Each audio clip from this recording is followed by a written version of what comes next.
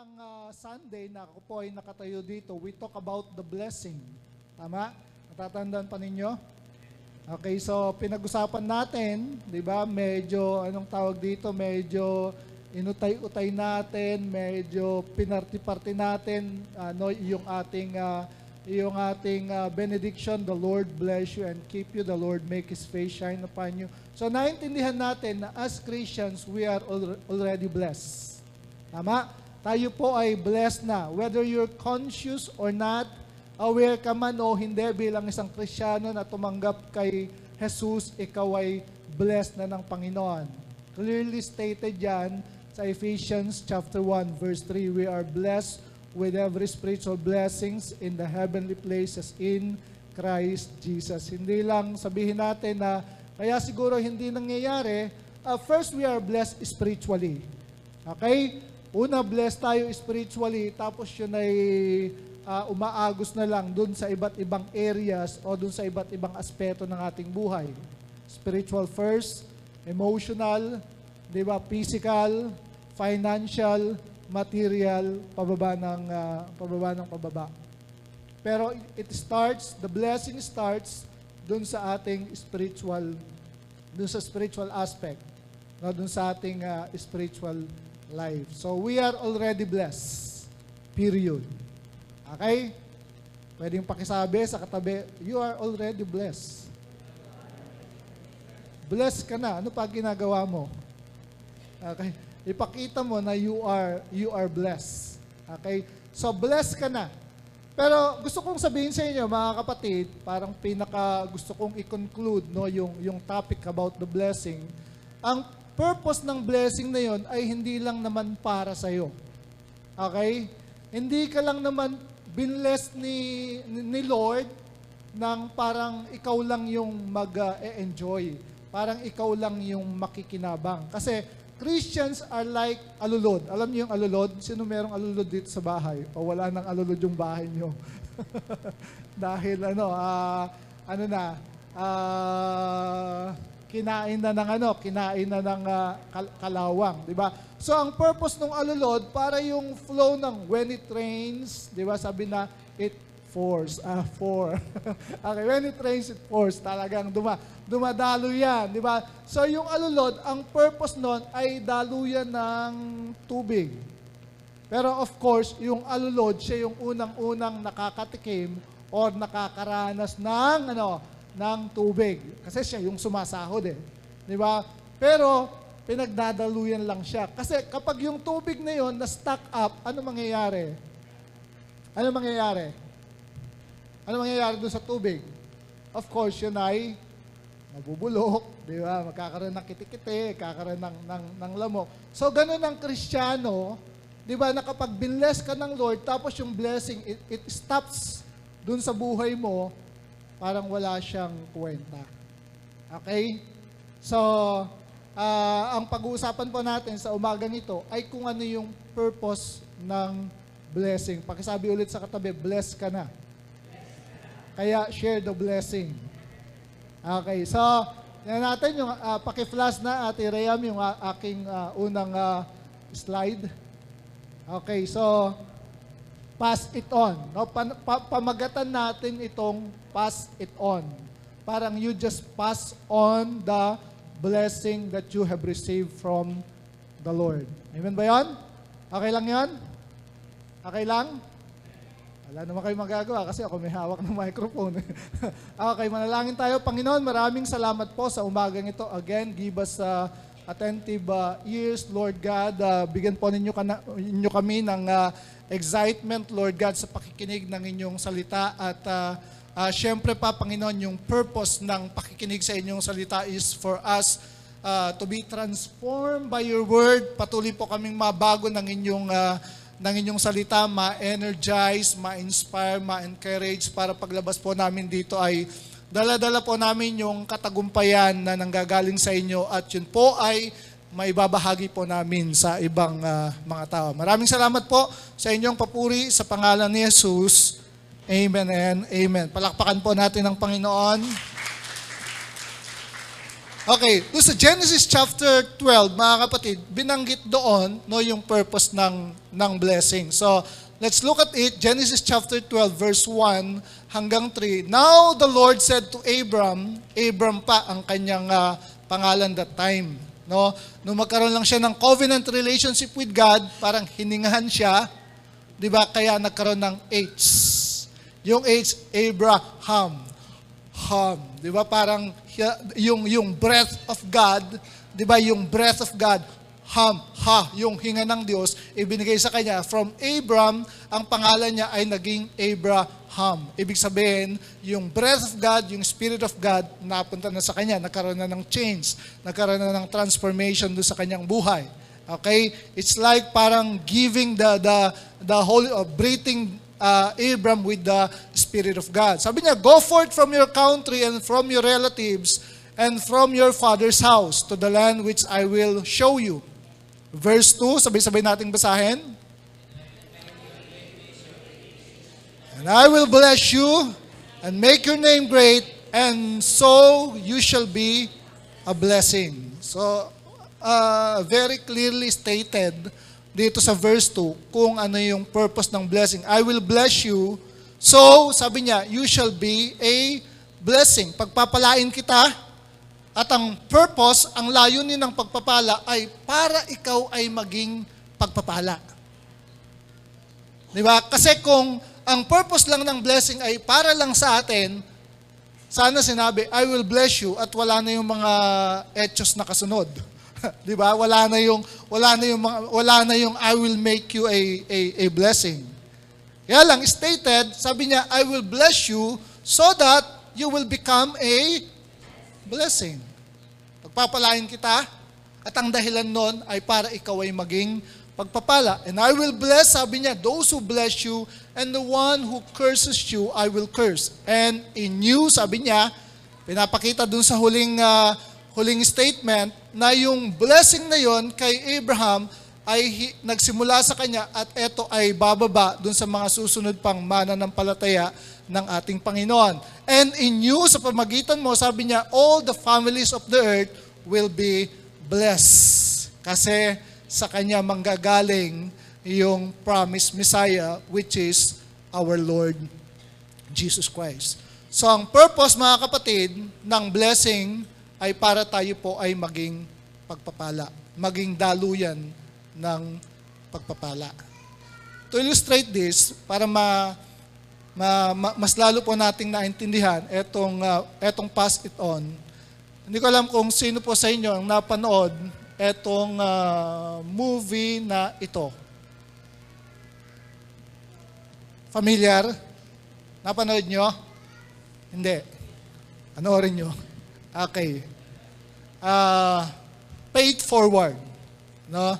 Medyo matagal na kasi to, year 2000. Ito ay hango sa isang novel with the same title, Paid Forward. Sabi niya, when someone does you a big favor, don't pay it back. Actually, nagsimula ito, yung paid forward, mga kapatid, ito ay idea netong batang to. Parang networking, di ba? Parang networking. Kasi nag-start ito dun sa isang grade 7 siya. Atong batang to, grade 7 siya. Tapos dun sa isang subject, social studies, binigyan sila yung klase nila, binigyan ng challenge nung kanilang social studies teacher, played by Kevin Spacey. No? Si Kevin Spacey, siya yung teacher. Sabi ni Kevin Spacey, or nung teacher, sabi niya, isip kayo ng isang idea na somehow kapag ginawa ninyo, it will make the world a better world. Think of an idea. Sabi niya, yun yung pinaka-assignment. Sabi nitong si Kevin Spacey, okay class, mga grade 7 na students, I will give you an assignment. Who wants to have an assignment, please raise your hands. Pakita sa mga kamay ng gusto ng assignment. Sino dito gusto ng assignment sa church? Assignment sa exhortation. sa supplication, sa worship. Sino gusto ng assignment? I hate assignments. So, ayaw natin ng assignment. So, yun yung kwento. Class, bibigyan ko kayo ng assignment. Ito yung assignment ninyo. Think of an idea or isang plan na gagawin ninyo that will somehow, sabi niya, make the world a better place. So, ngayon, dahil dun sa challenge na yun ng kanilang teacher, nakaisip itong batang ito ng isang idea na tinawag niyang pay it forward. Ang ibig sabihin nito, yung tinanggap niyang favor o yung tinanggap niyang nakareceive siya ng kabutihan mula sa ibang tao, he will not return it back. Nagagets natin? Hindi niya ibabalik yung favor dun sa nagbigay sa kanya, kundi, ano gagawin niya? Kukuha siya ng 3 tao, hahanap siya ng 3 tao na kung saan ay magbibigay siya ng favor. Kaya tinawag, di ba, kaya ang naging title ng movie is Pay It Forward. So naghanap, no, dun sa movie, etong batang ito, naghanap siya ng 3 tao na kung saan ay magagawa niya ng mabuti. At ang sabi niya, pagkatapos niyang magawa ng mabuti, sabi niya, pay it, forward. I have blessed you, bless others. I have received a favor, I will give favor to another 3 person. And without his yung knowledge niya, basta ginawa lang niya. Medyo malungkot yung ending ng story kasi etong batang ito, doon sa pagtulong niya, yung pinaka-ending, meron siyang kaibigan na binubuli ng mga childlike gangster, parang mga bata pa, mga gangster na binubuli yung kaibigan niya. So tinulungan niya yung kaibigan niya, tapos ang nangyari, yung isang bata na gangster-like meron palang dalang switchblade, binunot yung switchblade, accidentally naitulak etong bida at nasaksak siya dun sa kanyang abdomen.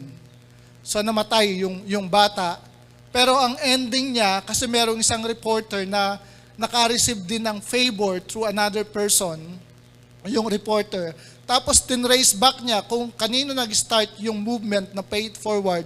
Nakita niya, nag-start dito sa batang to, and then nalaman nila na patay na. Kaya yung pinaka-ending niya, isang gabi, dun sa bahay ng batang ito, may mga dumating, lahat ng mga naka-receive nung favor, they lit a candle, parang yung kagabi, di ba? Earth, kung kagabi nagpatay ng ilaw, Earth hour, di ba? Earth hour kagabi. Pero hindi ako nagpatay. Okay? So sindi sila ng kandila, isa-isang dumarating dun sa tapat ng bahay niya, at yung in-start niya na movement, ang dami na pala na nakaranas nung sinimulan niya na nakabutihang loob na yon, hindi niya inaakala na ito ay magiging isang movement. It's actually a social movement. So maganda yung kwento, mga kapatid. So kung tingnan lang ninyo dun sa yung mga bilihan ng o kaya ewan ko kung may makikita kayong pirated diyan na, pero napakaganda ng movie, at somehow may ko-connect natin na kung ako lang bilang isang Kristiyano mag-iisip ako ng isang ideya na somehow ay makakapagpabago sa buhay ng ibang tao at makakapagpabuti dito sa mundong kinalalagyan ko, I think, kung gano'n ang pag-iisip natin, di ba, kung naintindihan natin yung purpose ng blessing, then magkakaroon niya ng tinatawag na ripple effect, and we will just see the fruit, di ba, yung magiging bunga nung gagawin natin yon na maging blessing or pagpapala dun sa ibang mga tao. So yun yung kwento niya. Ikinonect ko lang, mga kapatid, because somehow it's similar dun sa atin na binless tayo ng Lord, di ba, pinagpala tayo ng Panginoon, hindi para tayo lang yung anong tawag dito, maka-experience nung pagpapalang yon, kundi somehow maipas natin yun sa iba. Kaya nga title is Pass It On or Pay It Forward. Di ba? Kaya nga ang nung movie, sabi niya, when someone does you a big favor, don't pay it back. Pay it forward. Di ba? We are blessed. Pinagpala tayo ng Panginoon para tayo ay maging pagpapala. Amen? Malinaw? So yun yung gusto ng Lord para sa atin.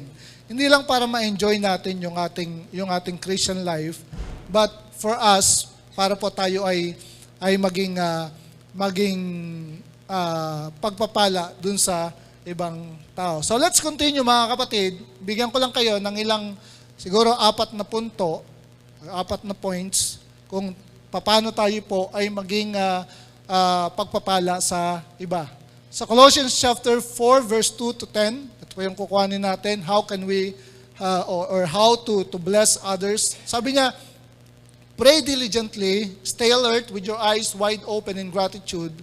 Don't forget to pray for us that God will open doors for telling the mystery of Christ even while I'm locked up in this jail. Pray that every time I open my mouth, I'll be able to make Christ plain as day to them. Use your heads as you live and work among outsiders. Don't miss a trick. Make the most of every opportunity. Be gracious in your speech. The goal is to bring out the best in others in a conversation, not put them down, not cut them out. My good friend Tychicus will tell you all about me. He's a trusted minister and companion in the service of the Master. I've sent him to you so that you would know how things are with us, and so he could encourage you in your faith. And I've sent Onesimus with him. Onesimus is one of you and has become such a trusted and dear brother. Together, they'll bring you up to date on everything that has been going on here. Aristarchus, who is in jail here with me, sends greetings. Also Mark, cousins of Barnabas, you receive a letter regarding him. If he shows up, welcome him. And also Jesus, kapangalan si Jesus, the one they call Justus. These are the only ones left from the old crowd who have stuck with me in working for God's kingdom. Don't think they haven't been a big help. So, dito po sa scripture na to, mga kapatid, makikita natin yung 4 na punto kung paano tayo ay magiging pagpapala sa ibang tao. How to bless people. Okay, so naintindihan natin na tayo ay binless ng Panginoon at ang purpose niya ay para i-bless natin yung ibang tao. Okay, so dun sa scripture na binasa po natin, nandoon yung 4 na points on how can we bless other people. Of course, number 1, unang-una, kumbaga, given na to, kasi hindi naman talaga natin may papasa yung blessing sa iba if we will not lead them to the blessor, which is ang ating Panginoon. Diba? So given na yan. Diyan kasi nagsisimula yung blessing . Tama? Hindi naman talaga may experience ng isang tao yung pagpapala unless na magkaroon siya ng personal na relasyon dun sa nagpapala, which is none other than our Lord Jesus Christ. Kaya nga sabi niya dun sa verse 3 and verse 4, don't forget to pray for us that God will open doors, sabi niya, for telling the mystery of Christ even while I'm locked up in this jail. Sino sumusulat niyan? Apostle Paul. Ano yung sitwasyon niya? Saan siya naroon? Nasa jail. Pero anong sinasabi niya? Ano yung passion niya? Ano yung sinisigaw ng heart niya? Yung mai-preach si Jesus Christ. Diba? Verse 4, sabi niya, pray that every time I open my mouth, I will be able to make Christ plain as they to them. Nakapag-sinyek ko sa kanila, sa mga taong makakausap ko si Christ, talagang magiging malinaw na malinaw. At dahil dun sa linaw ng presentasyon ko patungkol kay Kristo, ay kikilalanin siya bilang kanilang Panginoon at tagapagligtas. Amen ba yun, mga kapatid? Naintindihan itong si Paul na hindi naman talaga mararanasan ng isang tao yung genuine blessing unless na magkaroon siya ng personal relationship kay Christ. Kaya yun yung unang-una. How to bless people, lead them to the blessor. Andiyan pa po kayo?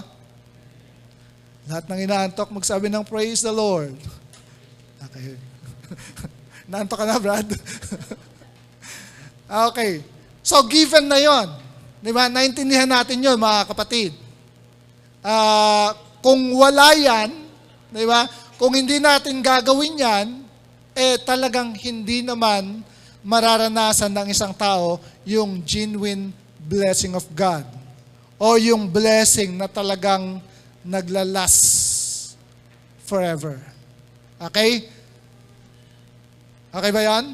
So, hindi natin masyadong bibigyan ng ano yan. Kasi as Christian, mga matagal na sa Panginoon, naintindihan natin yan. So, punta tayo dun sa pangalawa, how to bless people. You can bless people by speaking words that bless. Words that inspire, words that bring encouragement. Tama? Kasi alam po ninyo, dito sa mundong to, napakadaling magsabi or magsalita ng negative. Di ba? Tingnan ninyo yung mga tao sa paligid ninyo, sa eskwelahan, anong maririnig mo sa mga estudyante? Pulos reklamo. Ayoko kay teacher, ma'am, ganito, kay prof, ganito. Binagsak ako. Di ba? Sa workplace, ganun din. Pulos reklamo. Sabi ng mga teacher, buti pa yung dating principal. Sana hindi na siya natanggal. Sana hindi na siya napalitan. Pero nung yung dating principal na nandoon, sinasabi rin nila, buti pa yung dating principal. Di ba? Buti pa yung dati kong boss. Ganito, ganyan. Di ba? So, we're living in a negative world. Di ba? Nandun tayo sa isang negatibong mundo na ang lagi mong maririnig na lumalabas sa bibig ng tao kahit sa mga news is pulos negatibo. Di ba? Now, as Christians, bilang mga Kristiyano, bilang mga mananampalataya, tinawag tayo ng Panginoon para maging daluyan ng pagpapala. Okay? Kaya nga, ang sinasabi dito, mga kapatid, dun sa verse 6, ang sabi niya, be gracious in your speech. The goal is to bring out the best. Ano daw? The goal, sabi niya, is to bring out the best in others in a conversation. Not put them down, not cut them out. Kapag tinignan natin, di ba, ang isang tao, anong unang nakikita mo sa kanya? Di ba, madalas pag tinignan mo yung isang tao, ang una mong nakikita sa kanya, yung kanyang kapintasan. Di ba? At syempre, kapag naunahan ka na, ang nakita mo kagad dun sa negative, tuloy-tuloy na yon. That's why you cannot see the good in people. Amen? Bakit hindi natin ma-share minsan yung gospel sa ibang tao, sa kapitbahay natin? Ay, chismosa yung taong yan. Hindi yan karapat-dapat maligtas. Bakit ko i-share sa kanya si Jesus? Okay? Di ba? So kapag nakita mo yung kapintasan kagad ng iba, di ba? Ang mangyayari nun, magkakaroon ka nung tinatawag na sarcastic, di ba? Critical spirit, critical attitude, di ba? So, hindi mo na makikita yung kabutihan sa ibang tao. Kaya nga, di ba, meron sinasabi, see the good in the bad. Kahit minsan dun sa mga pangyayari sa ating buhay. Di ba? Hindi natin maintindihan yung purpose ng Lord kasi nakatingin tayo dun sa nakatingin tayo dun sa masama, dun sa negatibo, hindi dun sa positibong bagay na pwedeng mangyari. Naintindihan po natin? Andiyan ba kayo? See the good in the bad. Medyo nag-mark sa akin yung sinabi kahapon ni Brother Alex. Sabi niya, when you're continually looking at the trees, you will not see the forest. Tama nga naman. Minsan, hindi mo makita yung kabuuan perspektibo, di ba, yung kagandahan ng forest, kasi nakatingin ka lang dun sa mga puno. Ba naman itong mga punong to, mga sagabal sa daan. Di ba? Kaya hindi mo ngayon ma-enjoy yung journey mo in the forest. Okay? So to be a blessing, mga kapatid, sa ibang tao, dapat maging source of inspiration ka. Amen? Maging source of encouragement ka. Learn to encourage other people. Diba? Kasi kung hindi naman nila makikita yun sa iyo, minsan bago mo mailid ang isang tao dun sa ating Panginoon, kinakailangan mo na malaman nila, maramdaman nila na interesado ka sa kanilang mga buhay. Okay, minsan, tayo mga Kristiyano, habang nagtatagal, we tend to parang isolate ourselves from the world. Kaya parang tayo na lang, di ba? Yung circle of circle of friends natin, pulos mga Christian na lang, hindi na tayo ngayon makakonect dun sa mundo. Pero if we learn, di ba, to speak words that inspire, words that bless, words that encourage, mga kapatid, then we can connect to people and ultimately, we can share to them our Lord Jesus Christ, ang blessor. So sabi niya, bring out the best in others in a conversation, not put them down, not cut them out. Klaro? Amen? Speak words that inspire. Speak positive in a negative world. Okay? Maging source tayo ng inspiration, ng encouragement. So, yun po yung pangalawa. And thirdly, mga kapatid, is be a positive person. Now, pag sinabi mong positive person, hindi naman yan nangangahulugan na hindi mo nakikita yung realidad. Okay? Ang isang positive person, parang he's always on top. Alam mo yon? Ang isang positive person, hindi siya somehow affected. Ano pa yung better term?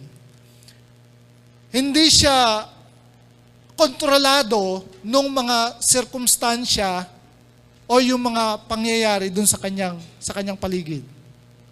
Intindihan mo yon? Kuha natin. Di ba? May problema, pero hindi ka kontrolado ng problema. You're on top of every situation kasi you're a positive person. Nakuha pa natin, mga kapatid? Kasi part yun ng pag-grow natin bilang mga Kristiyano Di ba? Bilang mga Christians, naintindihan natin, bilang mga anak ng Diyos, of course, na nagmamature, naintindihan natin, dumarating ang problema, it comes and it goes. Di ba? Nagmamature tayo, at habang tumatagal, we learn how to handle problems. Okay? Hindi kagaya ng dati na konting problema lang, bagsak. Okay? Amen. Konting problema lang, hindi ka na-attend. Mawawala ka na. Di ba? Konting, ano ba yon? Anong mga problema ba yung ating nakakaharap sa buhay? Nangyayari yan. Pero, we're always on top of that. Because we know, di ba? We know na God is in control. Okay? So, positive person. Be a positive person. My good friend, sabi niya, Tychicus will tell you all about me. Sabi niya, trusted minister and companion in the service of the Master. I've sent him to you so that you would know how things are with us, and so he could encourage you, sabi niya, in your faith. Actually, hindi ka naman talaga magiging source of encouragement and inspiration kung ikaw mismo ay hindi naman ganon, hindi ka positive na tao. Okay? And I've sent, sabi niya, Onesimus with him. Onesimus is one of you and has become such a trusted and dear brother. Together, they'll bring you up to date on everything that has been going on here. So binanggit diyan si Tychicus at saka si Onesimus na mga trusted minister at companion niya in the service of the Master. So sabi niya, pinapadala ko sa inyo itong dalawang taong to, kung ano yung sasabihin nila, kung ano yung gagawin nila, parang ako na rin yon. I trust them completely.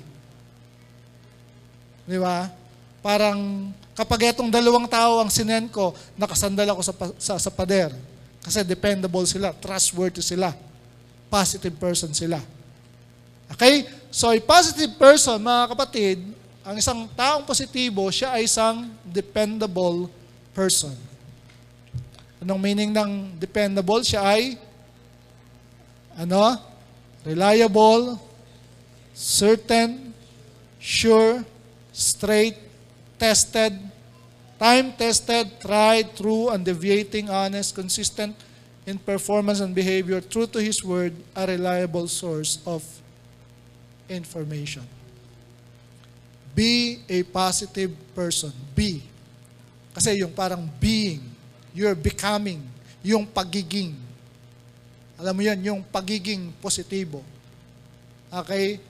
Yung pagiging positive person, it has something to do dun sa development ng iyong character. Wala yung kinalaman dun sa mind over matter, yung positive speaking, kasi you cannot continually speak positive things kung hindi ka naman talaga positive person. Hindi yun mind over matter. So yung be, it has something to do dun sa ating character, yung becoming. Naging positive person ka, naging dependable person ka. So positive person is a dependable person. At the same time, a positive person is a trustworthy person. Kaya nga si Paul, sabi niya, I can bank on these two guys, si Tychicus at saka si Onesimus. Okay?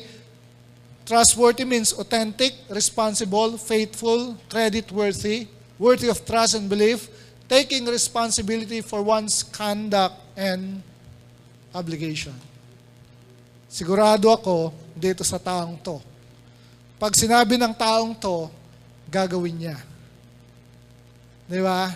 Meron siyang palabra de honor. Gusto kong kasama etong taong ito sa negosyo. Kasi I can bank on him. Meron siyang credibilidad. Yun lang ang ibig sabihin nun. So, when you're a positive person, mga kapatid, you blesses other people. Okay? Amen ba yun? Naintindihan po natin? Okay, and then, lastly, pang-apat na, okay, lapit na tayong matapos. Ngayon, economy of words. Okay? Share a helping hand. Diba? You bless other people by sharing a helping hand. Just like yung ginawa ng bata dun sa movie. Okay? Minsan, ang mga Krisyano, pulos daldal lang eh. God bless you, the Lord bless you. Diba? Pero wala ka namang ginagawa. Sabi ng Bible, faith without action is dead. Okay? Aristarchus, sabi niya, who is in jail here with me, sends greetings. Also Mark, cousin of Barnabas, you receive a letter regarding him. He shows up, welcome him. And also Jesus, ito na yung mga taong binabanggit niya, the one they called Justus. These are the only ones left from the old crowd who have stuck with me in working for God's kingdom. Sila na lang natira. Sabi niya, sila na lang natira. Okay? Don't think, sabi niya, they haven't been a big help. Sinasabi ni Paul, sila ay malaking tulong sa akin at sa iba. Kaya nga itong mga taong to, sila ay pagpapala. So when you help other people, mga kapatid, di ba, ikaw ay nagiging pagpapala sa kanila. Amen ba yun? So, yung alam mo yon, yung merong isang taong lalapit sa iyo, di ba? At makikita niya yung value. Makikita niya yung halaga niya bilang isang tao. Malaking bagay yun na matutulungan mo siya. You're helping a people or a person para makita yung kanyang potential, yung kanyang worth bilang isang tao. Diba? Believe din ako dun sa mga tao na meron, tapos nakikita nila, diba, yung isang taong wala, isang kabataan na merong potensyal at tutulungan nila itong batang ito para ma-achieve niya, ma-fulfill niya yung kanyang dreams, yung kanyang mga pangarap sa buhay. No? Yun ay nagiging pagpapala dun sa iba. Alam mo yon, yung meron kang isang kaibigan, kapatid, no? Meron kang isang kaibigan na parang hopeless na siya. Parang tingin niya wala na siyang pag-asa sa buhay. Yung mga magulang niya, hindi siya tinutulungan. Di ba? Pulos negatibo yung naririnig sa kanya. So, wala na siyang parang ayaw na niyang mabuhay. And then, kaibigan kanya, nakausap mo siya, binigyan mo siya ng magandang payo at nagkaroon siya ng pag-asa. You're giving him or you're helping him.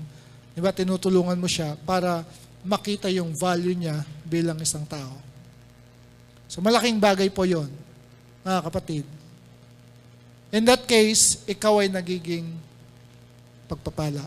Ikaw ay nagiging blessing dun sa ibang tao. So share a helping hand. Okay? So lead them to the blesser. And then pangalawa, speak words that inspire. Pangatlo, be a positive person. And then panghuli, share a helping hand. Ito na yung kung paano mo i-apply, kung paano ka magiging pagpapala dun sa ibang tao. So, to conclude, itong message na to, kapatid, sabay-sabay po natin basahin. Ready, go. When you focus on being a blessing, God will make it sure that you will be blessed in abundance. Okay?